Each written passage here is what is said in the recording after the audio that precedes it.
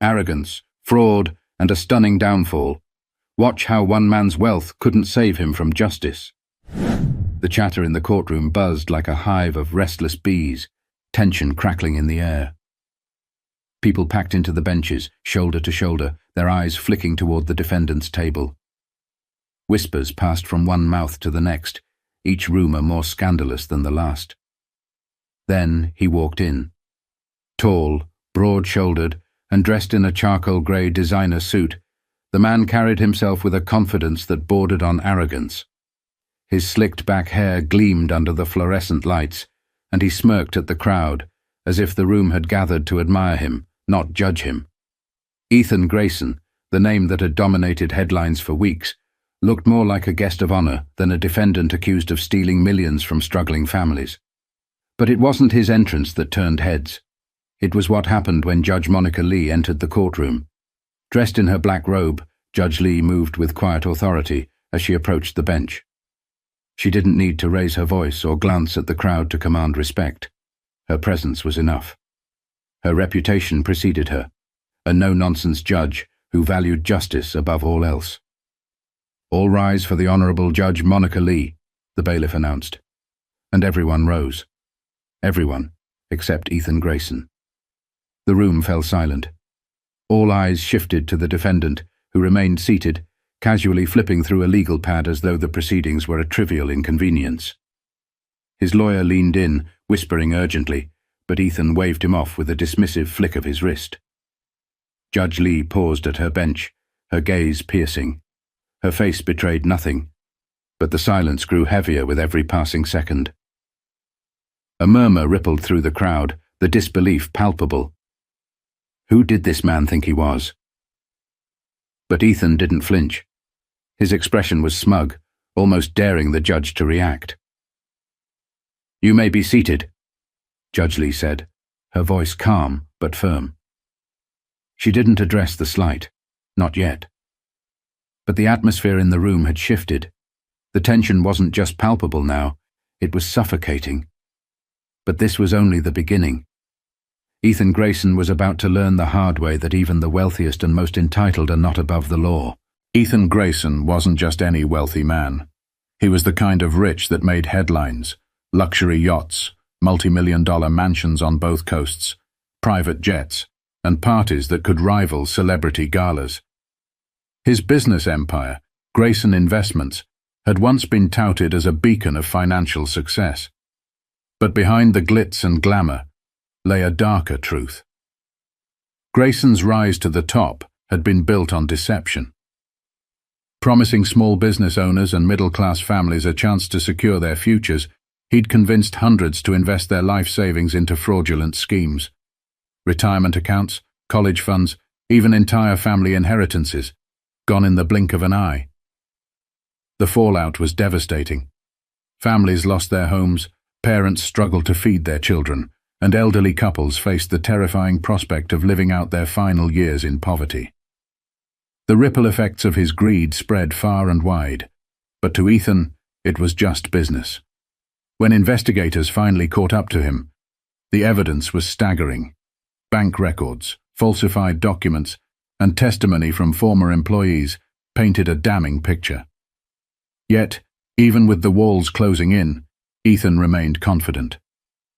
"I've got the best lawyers money can buy," he had told reporters outside his mansion in Malibu. "This will blow over, it always does." And for a while, it seemed he might be right. His legal team filed motion after motion, delaying the trial for months. They painted him as a misunderstood entrepreneur, a scapegoat for the failures of others. But no amount of legal maneuvering could erase the mountain of evidence or the heartbreak of his victims. By the time the trial finally began in San Francisco, the courtroom was packed daily with people seeking justice, or at least some semblance of it. Among them was Angela Martinez, a widowed mother of 3 who had lost her home after investing with Grayson. Her youngest daughter had been forced to drop out of college. Sitting beside her was Peter Vaughan, a retired firefighter who had spent decades saving for retirement, only to end up living in his brother's spare room. Their stories, and countless others, were shared in gut-wrenching detail during the trial. Angela's voice broke as she described the day she realized she couldn't make the mortgage payment. "I begged them not to take the house," she said, tears streaming down her face. "But they didn't care. My kids had to sleep in our car for 2 weeks. Do you know what that feels like?" Peter's testimony was just as harrowing. "I spent 35 years running into burning buildings," he said, his voice heavy with anger. "And this man, he burned my future to the ground without a second thought." But through it all, Ethan sat there, unbothered. He often leaned back in his chair, scrolling on his phone or whispering jokes to his attorney. To him, these were just stories, irrelevant noise that wouldn't change the outcome he believed was already in his favor. The press ate it up. Headlines screamed about his arrogance, his lack of remorse, and the bold disrespect he'd shown to the court. Public opinion was turning against him, but Ethan didn't care. As far as he was concerned, public opinion didn't write checks. His lawyer tried to spin the narrative. "Mr. Grayson deeply regrets any hardship caused," the attorney said during a press conference, "but he remains confident that the truth will prevail." The truth, however, was that Ethan had no intention of admitting guilt. He was betting on the system bending in his favor like it always had before. But this time, there was one factor Ethan hadn't accounted for. Judge Monica Lee wasn't like the people he was used to dealing with. The trial was a spectacle. News vans lined the streets outside the courthouse, reporters jostling for position to capture every detail. Inside, the tension only grew as the days dragged on. Witness after witness took the stand, each one adding another nail to Ethan Grayson's metaphorical coffin. But it wasn't just the testimonies that drew gasps from the audience. It was Ethan's behavior. On the third day of the trial, the prosecution presented damning evidence. A series of emails where Ethan explicitly instructed his team to falsify records and mislead investors. The courtroom was silent as the prosecutor read his words aloud. "Make the numbers look good. We need these suckers to sign on the dotted line." The words hung in the air like poison. Angela Martinez, sitting in the front row, shook her head in disbelief. Peter Vaughan clenched his fists. "And Ethan?" He smirked. The prosecutor turned toward him, her voice sharp. "Mr. Grayson, do you recognize this email?" His lawyer jumped in before he could answer. "Objection. This question has been asked and answered in pre-trial hearings." Judge Lee raised a hand, her expression calm but firm. "Overruled. The defendant will answer the question." Ethan leaned into the microphone, his tone dripping with condescension. "Yes, I recognize it. But let's not pretend it means what you're implying. It's just business talk. You wouldn't understand." The crowd erupted in whispers, and the judge's gavel struck like a thunderclap. "Order in the court," Judge Lee commanded, her voice cutting through the noise. She turned her attention back to Ethan. "Mr. Grayson, I advise you to watch your tone. This is not a boardroom meeting." But Ethan didn't flinch. If anything, he seemed amused, like this was all just an elaborate game. As the trial continued, his arrogance only grew. He interrupted witnesses with sarcastic chuckles, rolled his eyes during cross-examinations, and whispered loudly to his lawyer during key moments. The audience watched in disbelief as he treated the courtroom like his personal stage. Then came the day of Angela Martinez's testimony. She stepped up to the stand, clutching a folded piece of paper in trembling hands. Her voice was shaky as she began, but her words carried the weight of her pain. "I trusted him," she said, looking directly at Ethan. "I trusted him with everything I had, and he destroyed my family's future." Ethan didn't even look at her. He leaned back in his chair, casually scrolling through his phone. "Your Honor," the prosecutor interrupted, pointing toward Ethan. "The defendant is clearly not paying attention to the witness." All eyes turned to Judge Lee. Her face was impassive, but her eyes burned with quiet fury. "Mr. Grayson," she said, her voice measured. "Put your phone away, now." Ethan glanced up, unfazed. "I was just checking something important," he said, holding up the device as if to prove his point. The judge's tone hardened. "I said now."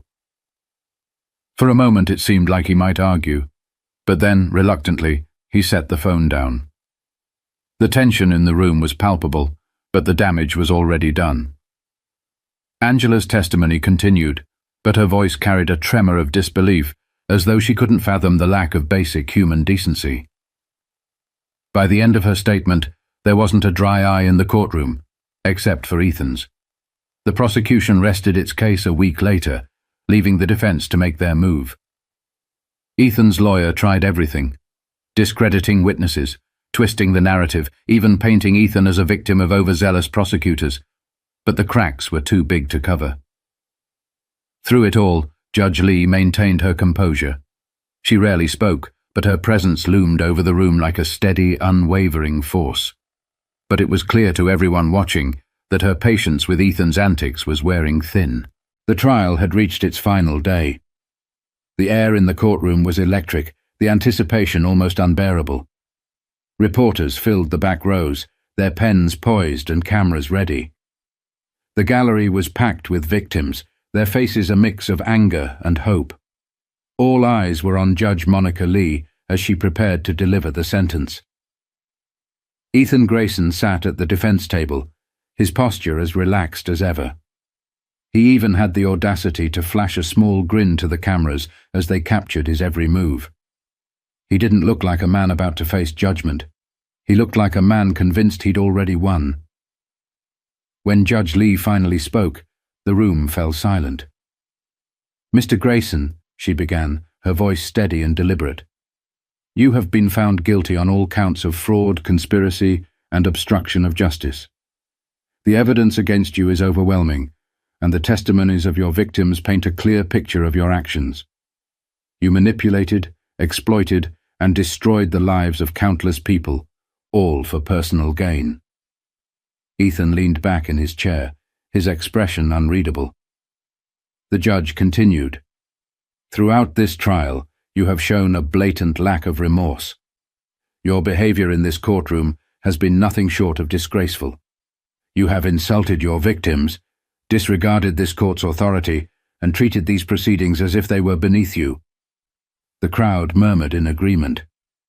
Angela Martinez, sitting in the front row, clasped her hands tightly, her knuckles white. Judge Lee's tone shifted, becoming colder. "Justice, Mr. Grayson, is not about wealth, power, or privilege. It is about accountability. And today, you will face the consequences of your actions."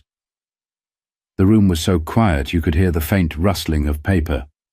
Ethan's smirk faltered for the first time as he straightened in his chair. "Therefore," the judge declared, "I sentence you to 25 years in federal prison without the possibility of parole." Gasps erupted from the crowd. Ethan's face froze, the blood draining from his cheeks. 25 years? He'd been expecting a slap on the wrist, maybe a few months in a cushy facility. But this was unheard of for someone of his stature. Judge Lee wasn't finished. "Furthermore, I am ordering the immediate liquidation of your assets to repay the victims of your crimes. Every dollar you stole will be returned to the families you devastated." The courtroom broke into stunned murmurs. Angela Martinez pressed her hands to her mouth, tears streaming down her face. Peter Vaughan leaned back in his seat, his eyes wide with disbelief. Ethan shot up from his chair, his face red with anger. "You can't do this," he shouted, his voice echoing in the room. "I'm Ethan Grayson. You can't treat me like some common criminal." Judge Lee's gavel slammed down, her expression unyielding. "Mr. Grayson, sit down." But Ethan wasn't finished. "This is a joke. I'll appeal this. I'll have your career ruined, Judge." The bailiffs moved closer, ready to intervene. Judge Lee remained calm, her voice cutting through his outburst like a knife. "This is my courtroom, Mr. Grayson, and you will show respect. Bailiffs, escort the defendant out." As he was led away, Ethan continued to protest, his voice growing fainter with each step. The courtroom erupted into applause, something that rarely happened but felt entirely appropriate in the moment. Judge Lee turned to the audience, her expression softening just slightly. "Justice has been served," she said. "Let this be a reminder that no one, no matter how powerful, is above the law." But as the courtroom emptied and the cameras outside began flashing, one question lingered in everyone's minds. Would this sentence be enough to truly change a man like Ethan Grayson? The courtroom was nearly empty now, save for a few lingering reporters and victims gathering their belongings. The buzz of excitement still hung in the air, but for those directly affected by Ethan Grayson's crimes, the emotions were more complex. Angela Martinez stood by the courthouse steps, clutching her purse tightly. A reporter approached her with a microphone. "How do you feel after today's verdict?" Angela hesitated, then said, "I feel relieved. But the truth is, no sentence will erase the damage he caused. My kids and I are still rebuilding, but at least now, we have hope." Nearby, Peter Vaughan was speaking with a friend. "It's not just about the years he's getting," he said, shaking his head. "It's about the message. People like him think they're untouchable. Today proves they're not." Inside her chambers, Judge Monica Lee sat quietly, staring out the window at the commotion below. She didn't feel triumph or victory, just a steady resolve. Her role wasn't about personal satisfaction. It was about ensuring fairness, about reminding everyone that the scales of justice could balance even against the weight of wealth and privilege. Ethan Grayson's name would continue to make headlines for a while, but for the people he had wronged, the chapter was finally closing. The financial restitution would help many of them start over, but the scars he left behind would take longer to heal. As the weeks passed, the story sparked conversations across the country. It became a rallying cry for accountability, for holding those in power to the same standards as everyone else. People shared their own stories of injustice, drawing strength from the verdict. But perhaps the most powerful moment came from Angela's youngest daughter, Sophia, who wrote a letter to Judge Lee that was later published in a local newspaper. "Thank you for standing up for my family," it read. "Thank you for showing us that people like Ethan Grayson can't get away with hurting people like us. You didn't just give us justice, you gave us a second chance." The story of Ethan Grayson's trial was more than just a courtroom drama. It was a reminder of the resilience of ordinary people, the importance of integrity, and the belief that justice can and should prevail, no matter the odds. So, as you sit with this story, ask yourself, what does accountability mean to you? And in your own life, how can you ensure that fairness and justice are not just ideals, but actions? Because in the end, justice isn't just the responsibility of the courts, it's something we all have to fight for every day.